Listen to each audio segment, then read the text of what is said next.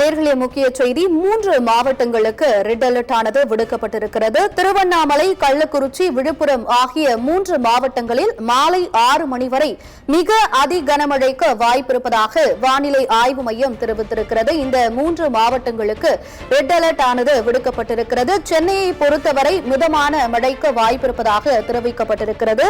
இந்த கரையை கடந்த பின்பு இந்த பெஞ்சால் புயல் என்பது ஆழ்ந்த காற்றழுத்த தாழ்வு மண்டலமாக புதுச்சேரியில் இருக்கிறது.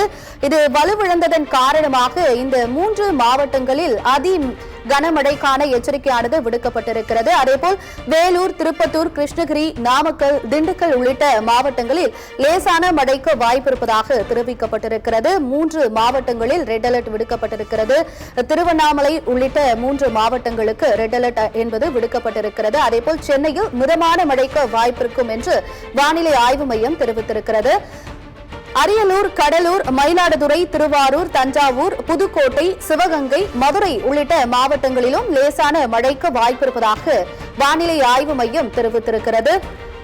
பெஞ்சால் புயல் என்பது தற்போது புதுச்சேரியில் வலுவிழந்து ஆழ்ந்த காற்றழுத்த தாழ்வு மண்டலமாக இருக்கிறது. இந்த புயல் என்பது நண்பகலில் வலுவிழந்தது. நண்பகலில் ஆழ்ந்த காற்றழுத்த தாழ்வு மண்டலமாக வலுவிழந்தது. இது அடுத்த 12 மணி நேரத்தில் காற்றழுத்த தாழ்வு மண்டலமாக வலுவிழக்கும் என்று வானிலை ஆய்வு மையம் தெரிவித்திருக்கிறது. இதன் காரணமாக உள் மாவட்டங்களில் அநேக இடங்களில் மிக கனமழைக்கான எச்சரிக்கை விடுக்கப்பட்டிருக்கிறது. இந்த சூழ்நிலையில்தான் 3 மாவட்டங்களுக்கு ரெட் அலர்ட் என்பது விடுக்கப்பட்டிருக்கிறது. அதன்படி திருவண்ணாமலை, கள்ளக்குறிச்சி, விழுப்புரம் ஆகிய 3 மாவட்டங்களில் மாலை 6 மணி வரை மிக அதி கனமழைக்கான வாய்ப்பு இருப்பதாக வானிலை ஆய்வு மையம் தெரிவித்திருக்கிறது.